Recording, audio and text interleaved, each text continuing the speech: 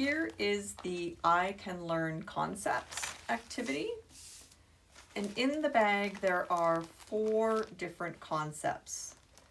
I can learn on, I can learn under, I can learn between, and I can learn next to. And again, don't be messed up by if the child says beside instead of next to. I think that's okay personally. So if you have questions about that, please just reach out to your SLP. Let's talk about on. So in each small bag, with each of these concepts, you have the cards with some smaller matching cards. And the idea with this level is that I can learn on. So the base level is that we want to be teaching the children about these concepts, because there will be some children that don't understand the concept of on or under or between or next to, beside. So we need to teach them what that means before we can expect them to produce it. So for these ones, it's just matching. And you can do this a variety of different ways. You can have the cards stacked like this if you like, and then you just have the smaller cards out, and the children have to find the one that matches the larger picture. And maybe that's all they're doing at first, right? Is just doing the same. Can they identify same? Oh, that one's the same. And they put it on. And so then you as the adult say, the pencil sharpener is on the table. On the table. You're not expecting the child to say anything at this point because we're teaching them about the concept. The farmer's on the tractor. And they're just matching the picture.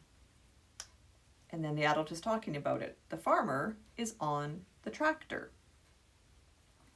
So be aware that even though the intent of this activity is to teach the concept first, there may be some children that you work with that they understand this concept. They know what that is. They can point. If you say on the tractor, they can point. So they know what on the tractor is. So it might become more of an expressive language activity for them, and that's okay. So then instead of just you saying the farmer's on the tractor, you can be asking them, where's the farmer? And they then might be saying on, or on the tractor, or they might say he is on the tractor. So again, it's going to really depend on the language level that the child is at. But we really just want to be clear that the intent of this activity is on the understanding and the knowing of these concepts first, before the children are expected to say anything. And again, you can have them in this format where you just flip, or you could have them just maybe spread out on the table if you like, and then you match to it. Again, too many pictures at once might be overwhelming for some of the children, so you might just have to have one picture at a time, and then maybe you only have 2 smaller pictures to choose from because they're so easily overwhelmed.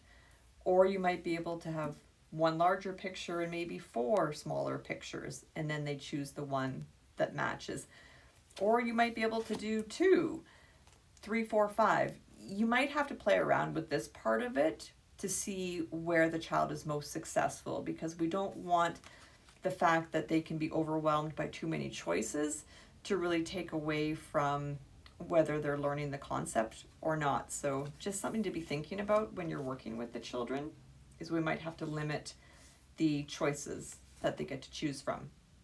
So that's basically it. Like I said, there's 4 different concepts in the package, so you can choose which one you want to start with first. Within a session, depends on how long you're working with the children, you might just work on 1, you might be able to work on 2, that might just vary as well. And if you have more than 1 child working with you in the group, obviously they could then each have their own sets of pictures to choose from, or it could be a cooperative activity where they're working together to match up the pictures. So lots of different ways to work on this activity. And if you ever have any questions about it, just please reach out to your SLP.